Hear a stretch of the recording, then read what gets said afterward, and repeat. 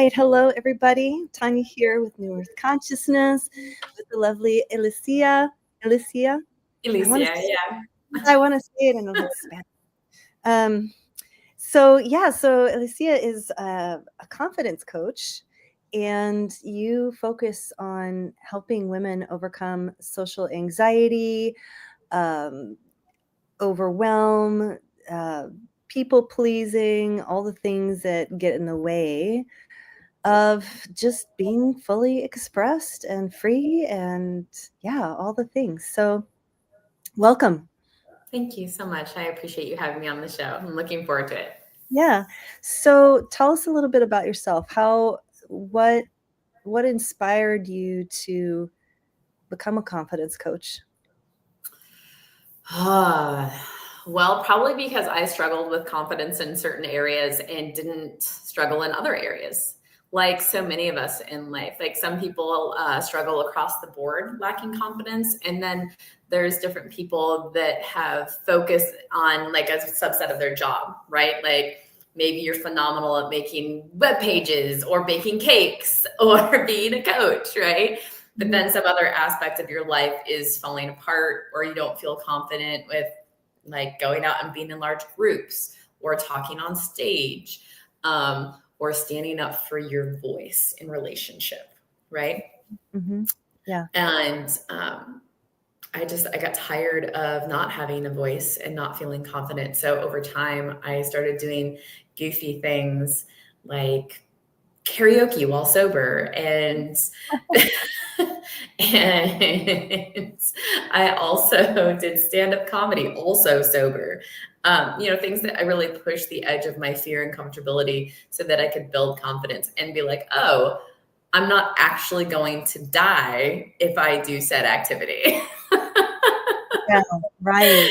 And then I had enough people tell me that I inspired them as to what I was doing, that I was like, oh, maybe this is something that I could help empower other people, like women especially, to be able to overcome those fears and get to shine their bright, beautiful light, being their authentic self confidently. Yeah, I love that. It's I can totally relate. I remember being in I signed up for a dance class at UCLA during my time there. Just as, I was like, I've always wanted to do, I love dance, and it was modern dance, and it was great. The whole class through, I was loving it. And then came the final. And in the final, she's like, okay, so in order to, pass the final, like you have to basically perform it twice. So I know that you're not making it up in the moment, right? Like Solid. Right? And oh my God, like I remember being on the roof of the art building and like not wanting anyone to see me. So I was like on the roof of this building, trying to pick the music, trying to come up with a routine. And yeah, really struggling. Like I was like, if I make it too complicated, I'm going to make it too hard for myself. And I remember. And so I played it easy by, doing simple, easy moves. Not exactly like my purest, like soul expression of dance. Right. Right.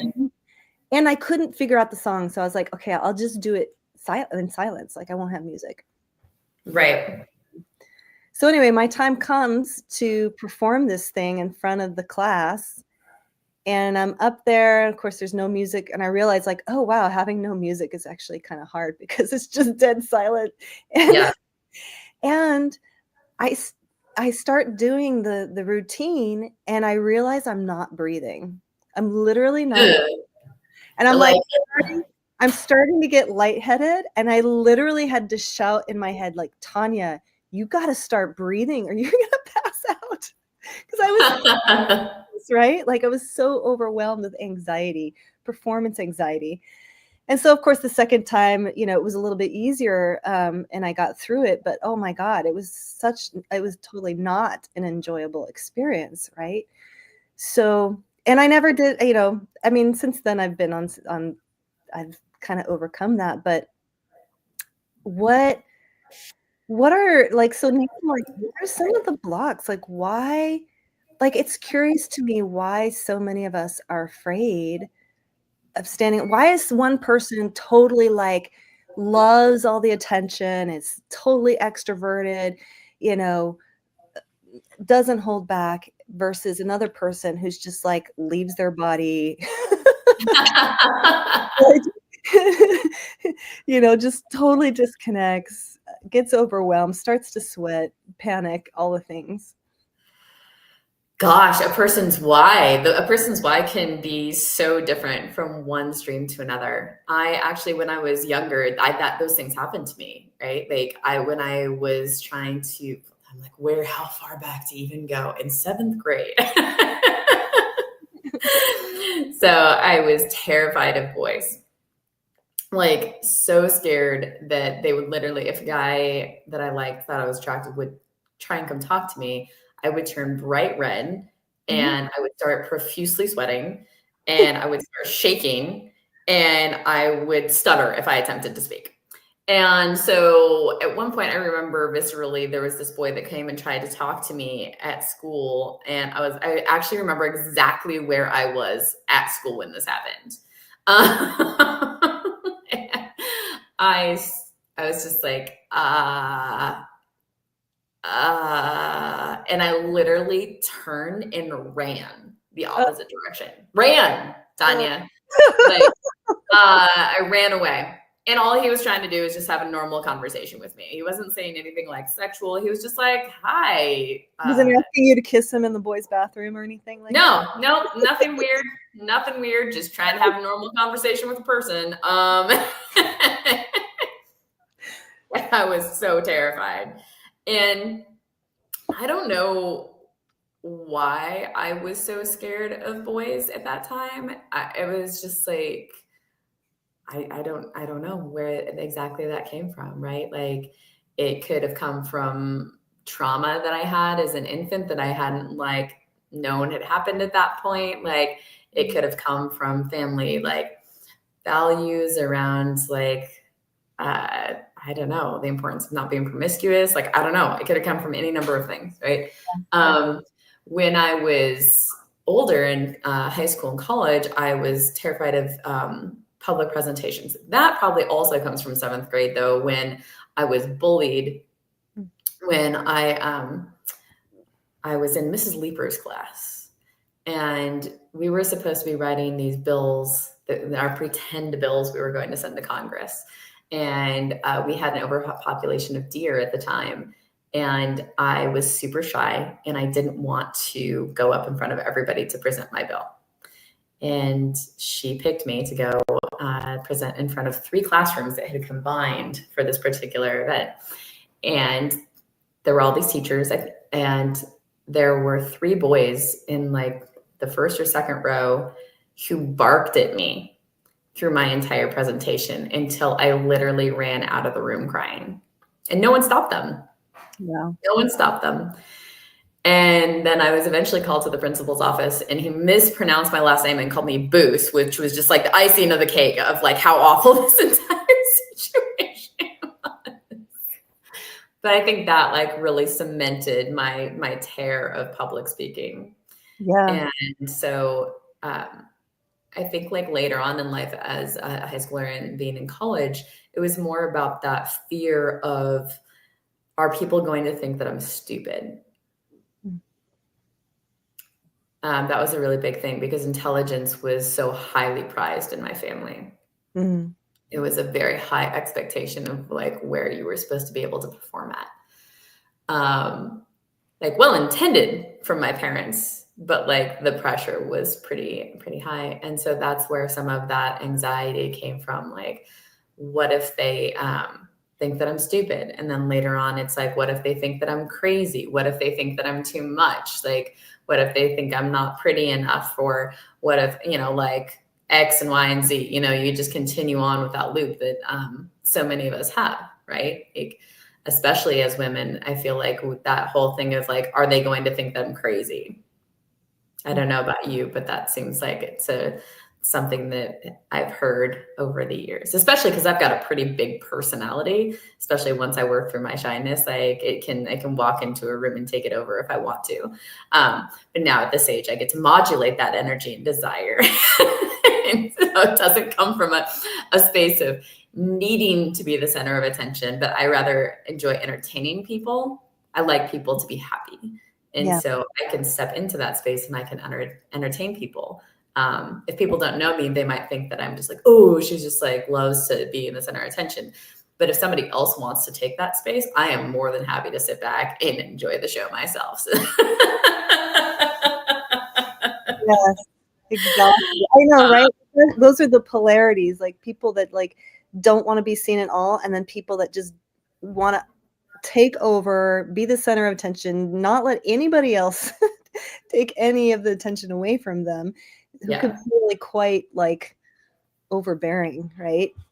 Oh, for sure. So that's like a very long answer to your question. Yeah, no, it's like, and what I'm hearing too is just really, it kind of just boils down to a fear of judgment of others. Like, what are For other people sure.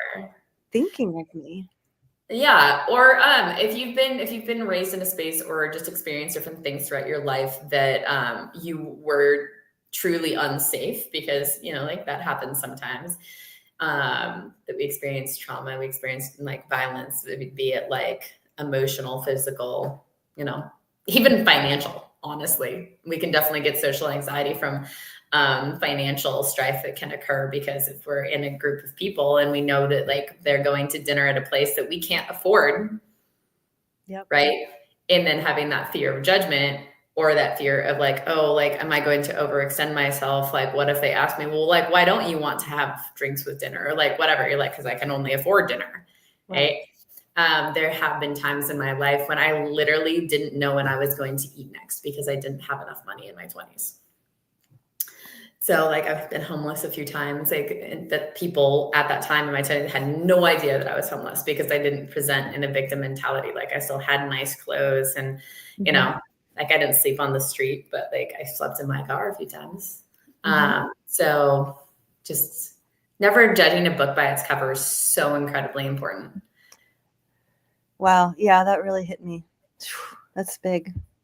It's very moving. It's emotional. I mean, I can feel that. And so it's yeah, the social anxiety. I'm thank you for pointing that out, because it is, it's not something to belittle, because there are people out there that have had really, really difficult upbringings. And, it's one thing to say like, oh yeah, no, I can't speak in front of a crowd. I feel like, but when you've had that level of trauma, maybe that's not like the most important thing, is that, oh, well, I want to prove that I can get up on stage and do karaoke. But it becomes a problem when you realize like, this is actually holding me back. Like I'm frozen. I'm not able to take the moves that I need to make to create the life that I want to, yeah, maybe pull myself out of those, that kind of a situation, or, find the new partner, or, find the new home or the new career and all of that. Yeah, to have the voice to advocate for your needs, because like there's a lot you have to push through at times to shelve your ego to just get to a point that's healthier within yourself. Yeah. Right? Because people can have shame, they can have guilt, they can have resentment. Like there's a lot of really powerful emotions that can go with those different places within our lives. Yeah. And being able to just be like, no, I have the confidence to move through this. Mm-hmm. Like, yeah. yeah, What it's was, just a journey. yeah, what was the, I don't know, the come to Jesus moment for you? Like, okay, like I need to change. Because I know, I have friends who, I can see that they would never step out of their comfort zones. Like it's just not worth it to them for whatever reason, right? They're comfortable enough. But for you, was there a moment, was it just something that you always knew that, okay, this is something that I have to overcome?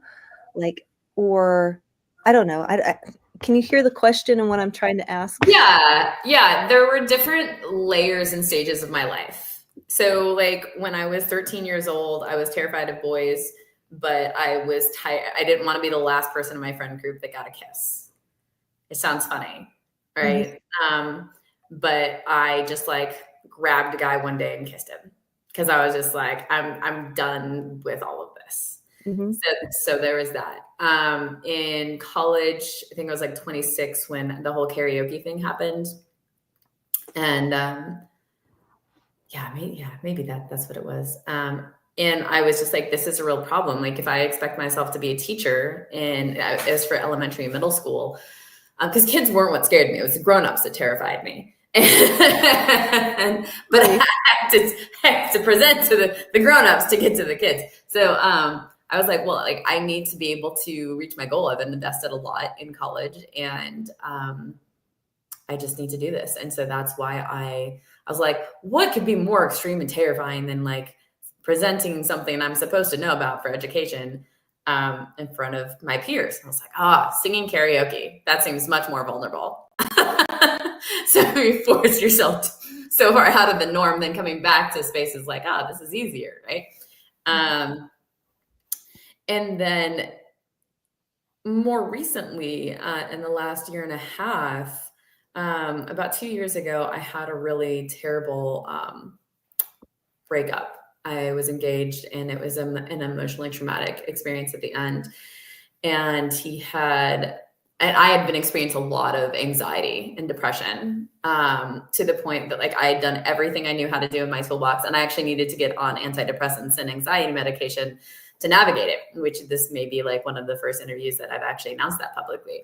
But like, I had gone to the ER twice thinking I was having a heart attack, Mhm. and only realized later after I was in therapy that they were actually panic attacks. So understanding that, like, even though we're coaches and business owners, that it doesn't take away from our ability to provide a service. And I've been against pharmaceuticals for most of my life, like very powerfully. So it took a lot mentally for me to be like, I've done everything I know how to do. Mhm. I need help to get like enough bandwidth to go. So like 2 years ago, like my ex-fiance, if he knew that I was just at an event this last weekend for 250 people at it, that I literally got on stage and like commanded that entire audience to like say, today I choose to be me, which is the name of my boyfriend's children's book, which is phenomenal because he was presenting like earlier, and create a video, he'd be like, there's no effing way that had happened. Because 2 years ago, I had such terrible social anxiety from things that had happened that it was hard for me to go to a restaurant and sit down and eat, which Mhm. a lot of people don't realize. And so like I was on the lowest level of the antidepressants and anti-anxiety medication. And then which is 5 milligrams, and it went up to 25 milligrams when I was in like the throes of my breakup at the beginning, because he had broken up with me. And 2 weeks later, my stepmom died suddenly. Mm. And so it was, and there were lots of other factors at the same time as well, but it was just a lot. I have since completely weaned myself off of those. I'm no longer taking those, and that's great. But I was in therapy like twice a week for a year and a half. And I share this story because it's to like destigmatize our mental health and say that like sometimes when we have anxiety, like we need more than just a coach. Sometimes we need a therapist. Sometimes we need other people as a support system to get through like threshold moments of our lives that are completely overwhelming. Like if you get to be with a coach or do different things when you're at a certain level, then sometimes you can stop yourself from getting to those super overwhelming periods when you shut down or you need additional help. Like I think that like there's a time and a place for medication, but my advocacy is to not immediately go there Mhm. unless you're already at a peak moment where like that's much more of a survival sort of situation. But Yeah. that's not everybody's value system. And I think it's super important to not shame people for wherever they are on their journey, but rather find ways that you can support them through it, because you're expending energy either way, either through judgment or support. So you get to decide what your value system is within that frame. Mm, mhm. And how do you I'm curious, so how do you help someone navigate through that level of anxiety, which I know like the panic attacks, I had those in my 20s going through major, major upheaval, healing crisis, like, whoa, like out of and yeah, there was at that time, um, I didn't have support, really, and it's terrifying. So it's, had I known that there were resources available, like, I probably could have had a very different experience, but I'm Yeah. curious to know how do you help someone navigate that kind of anxiety? I really want to stay in my scope of practice as a coach. It's important to me. So I oftentimes like resource people for like, hey, I love working in tandem with therapists if somebody's in that like heightened state, right? Because I don't want to do more damage to a person. I want them to be able to walk hand in hand with somebody that's at that level of professional proficiency that they can handle any sort of traumatic things that come up for them, right? So Yeah, the work that I do with the coaching really is foundational. So having people go down to something as simple as helping them with their sensory intelligence, like coming back into their bodies, breathing, learning how to relax, seeing where there's any sort of physical pain that's in the body, and how can we create more energetic space for them to like let go of the pain or hold it in a larger container than just our physical body. Um, Really learning how to become in tune with your body for when the triggers come, right? Identifying what eats your bandwidth and what builds your bandwidth. So when I say bandwidth, like eating your bandwidth, things that stress you out, building your bandwidth, things that calm you down or restorative, right? In creating more of a balance. So if you know you're walking into a space that's going to be draining your bandwidth, stressing you out, creating a sort of like bandwidth sandwich where you do bandwidth building activities on the front end of that, do the stressful activity, and then do the bandwidth building activities on the back end, and be good with your time management so that you can pragmatically make choices of what activities you're engaging with in life in order to most functionally set yourself up for success when you're doing things that are difficult, right? So you can strive to keep your nervous system in the most regulated space possible. Because when you're overwhelmed, that becomes very difficult. Even the thought of like you want me to do all these things, right? I just the thought of like empowering yourself can feel like a lot. So just starting it with identifying things within yourself so that you can start with that inner wisdom is super important. yeah.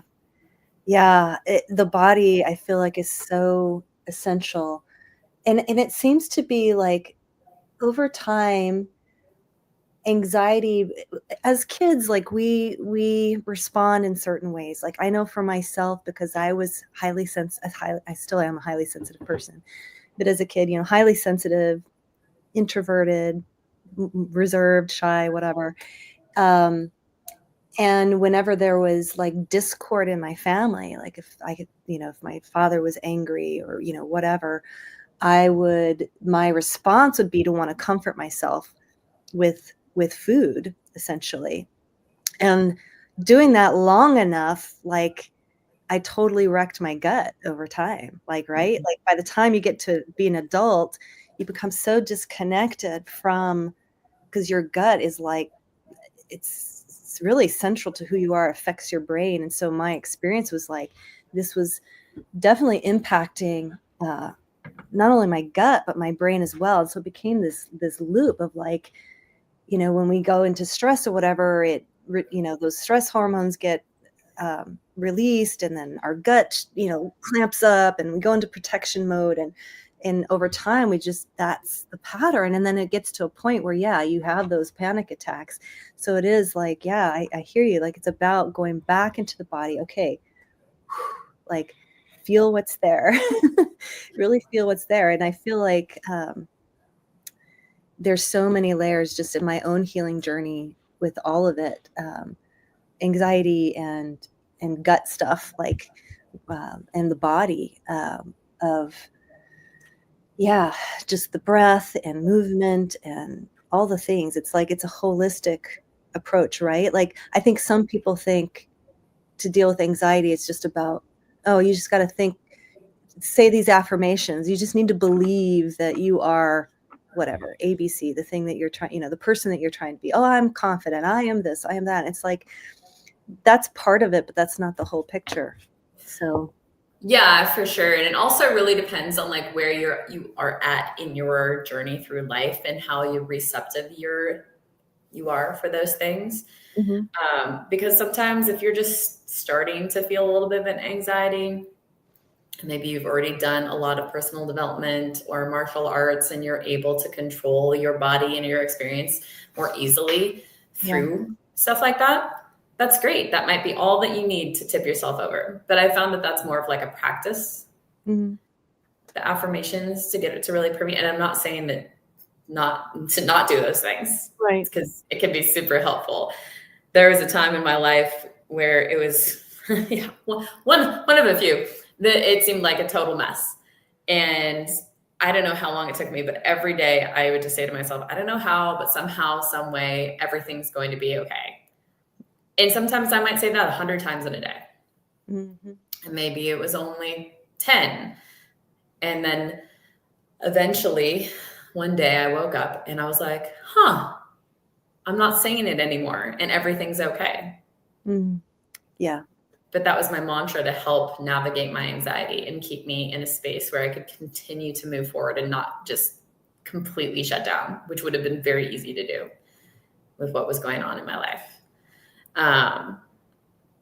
But yeah, giving yourself grace while still taking action is an interesting thing to balance, but Mhm. important. Yeah, it's the letting go of the perfectionism, you know. Yeah, and expectations. Like we oftentimes I find put expectations on ourselves that are unnecessary. There's a difference between goals and desires and needs versus expectations. And I think oftentimes, like I've been a business owner since I was 21 and now I'm 44. So laughing at myself sometimes when I implement deadlines and on these big projects, it's not life or safety, but somehow I create these deadlines and then I have all this stress. This doesn't happen so much anymore. But in the past, I've taken myself to high peaks of overwhelm and anxiety, and I'm the cause of it. Like I didn't need to put those deadlines there. Like, Yeah. so my mom had taught me a long time ago this saying, if it's not life or safety, it doesn't matter. And at Right. the end of the day, that really is true mostly, right? True. Yeah.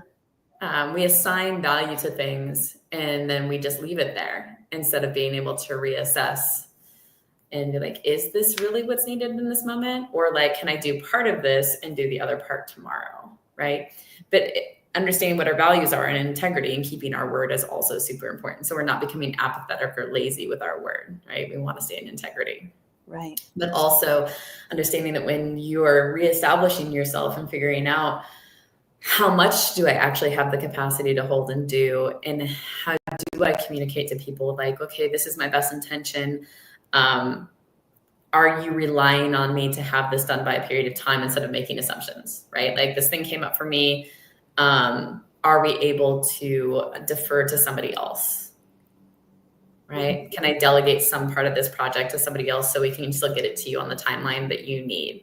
Like I'm going to shelve my ego and I'm going to find a compromise or adaptation so that I can still meet my word by getting the project done, but honor my nervous system that is freaking the F out right now because I've completely overloaded myself. Right. And that's where the confidence comes up to be able to reduce your anxiety, advocate for your needs, and honor your integrity of your word. And that's why working with me or some other confidence coach to help you figure all that out and empower you can be so important and powerful. And would you say that building confidence requires continued growth, meaning it's not like I'm just curious, like, do you arrive to a place and you're like, I'm confident now, like now that's not even an issue? Or is it constant, or is there always some kind of nuance? Like, I'm just thinking, I was listening to a podcast yesterday, and the guy was talking about how he is always kind of looking for his growth edge, and what that could look like is like having difficult conversations, like where are you hiding yourself, parts of yourself, in the name of safety, right? Sure. um so yeah, do you think that confidence is something that requires yeah, there's the cultivation, and maybe you master, like, okay, now I'm not terrified of interviews, but I'm still terrified of actually, telling my spouse how I really feel about something. Absolutely.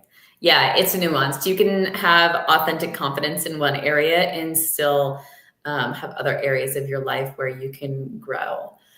So, for instance, I was at this conference this weekend, and Chris Morrison, my partner, he was speaking on stage, and I was so proud of him for that. And in my love and service to him, without thought, when somebody had said, "Oh, Chris, like you should come into this audience and raise your book up and have somebody take a picture," and so I walked up and I just instantaneously, without any thought whatsoever, got on the stage. I wasn't invited on the stage, just by the way. I wasn't invited. I just went up there.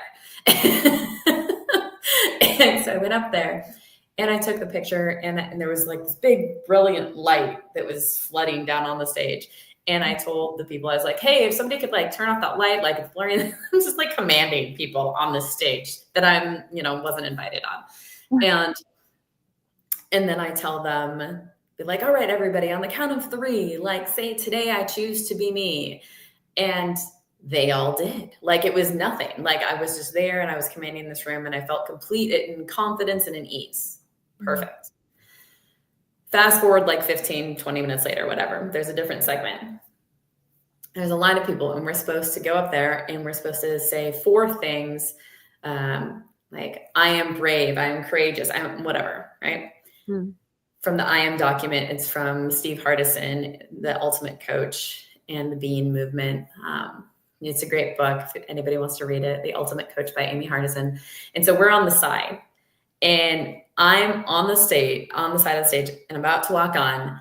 And I am just like, my heart's racing because I'm going to now go on stage, but I'm not acting from a place of service. I'm acting from a space of beingness and declaration of who I am as a person in front of 250 people. And I am like sweating and, like all the things. And I still am, but to the whole crowd, right? I get up there and he's handed everybody a microphone. And because of my training for Waldorf education, I know how to project because speech was like one of the things that we were taught, like landing a word. Might not be as articulate right now. People, but like, it's fine. But in this moment, so I go on stage and he offers me the microphone and I'm just like, no, thanks. I got this. And, just put my arm out and I step forward and one of the things I said was, about being something about play. And because I'm an incredibly playful person, I threw my arms open and I projected to the back of this room without a microphone to these 250 people. And one of the things said, I am transformative authenticity is one of the things that I said. And standing in that and claiming my own to the audience seemed incredibly impactful and confident. Like I had at least like 5 different people come up to me over the course of the next like 24 hours at the conference telling me that. But on the inside, I was, like my heart's racing, I'm sweating. I was like, is this fun? So that's just an example of even as a confidence coach, like I was confident enough to go do it, but it still had room for growth for myself within that confidence. And understanding that in service to the man that I love, confidence was easy. Mm, all anxiety, any sort of thing just like completely melted away as possibility when I stood on that stage in service to helping further his his purpose right, right. and the books. And so that's just me humbly being like, yeah, like no matter where we are in our journey of life, we can always grow. And it doesn't make us inauthentic doing one versus the other. Yeah. And you'd asked what like your come to Jesus moments or whatnot. Mhm. One of my realizations over the course of that weekend was that I step into my power more and I get to flourish more in my light authentically when I get to step into my power and shine. Because when I go into those groups, like I had several people say, like, you always know when you walk into a room. Like when I, Elysia, walk into the room, people Mm, know that I'm there. And because when I walk into those rooms, I command presence, not in a way that's egotistical, but because I shine so brightly as my authentic self and so playfully, because I'm always like open hearted and I'm like, hey, what are you doing? Hey, do you want to hug? Hey, do you want to play? Hey, do you want to do this silly thing? mm, And that energy in a space of authenticity magnetizes people. And it also empowers them because when you're silly and you're like your authentic self, you become a permissionary for others to do the same. And right. people are starved to get to play as adults and be themselves and be able to drop their guard down. And so you not only do you do this beautiful service for yourself by stepping forward authentically in the world, you do a beautiful service to all those who witness you within it. Yeah, and what I'm hearing too is, like, when you're walking into that room, you don't have an agenda, really. Like, you know what I mean? Nope. My There's agenda, yeah, authenticity. what can I get from these people? Or what Yeah. can I how can I make them see me in a certain way? There's just this yeah, you're just this outflow of energy, letting go of the outcome, and I feel like that's when we're in that stream of something bigger than ourselves, you know? And, yeah, so that's that's beautiful. I love that so much. Ew. Yeah, that was the thing of like the transformative moment for me was being like, I thrive in these spaces of these large audiences, these large groups of people. And for me to get to step fully into my power, it's important for me to put myself in bigger and bigger rooms so that I can live in that space and I can positively impact others in the way that I want to. So it's not always the pressure of pain that makes us transform into these spaces to step up. It's also the beauty of stepping into your power that shows you that like you're well received within it and that you can step more fully into that space. Mm, amazing. So share with us what offers do you have available? How can people find you and work with you? Thank you so much. Yeah. So my website is elysiabuss.com. You can find me on Instagram, Elysia Jane Buss, and on Facebook. I have a free workshop coming up next week on Monday, February 10th through the 14th at 6 p.m. Mountain Time, 8 p.m. Eastern Standard Time. And if you shoot me a DM, I'm happy to send you a link for that. And I have a co-ed group coaching program starting on March 1st, where we'll be navigating these exact things for social anxiety and mastering your confidence. Yeah, beautiful. Amazing. Thank you so much, and anybody that's watching this, if you're watching the replay, if you have any questions, reach out to Alicia, and, and I hope that the what really lands for people is that, 1, you matter, and, like, your light actually makes a difference, and, yeah, I feel like in this day and time, like, we all need to be shining our light, and if that means that we've gotta, overcome some things within ourselves to do that, then it's definitely worthwhile. Because who you Absolutely. become on the other side of it is, ah, it's like, yeah, feels like home. So Absolutely. There's no reason for you to not get to be your full self in life. There's lots of resources out there. And if I can't help you, I can absolutely send you to somebody in my global network of coaches that I'm connected to that probably can. Yeah, definitely. All right. Much love, everybody. Thank you, Elysia. And Appreciate you. see you all again soon. Bye for now. Thanks, everybody. Bye.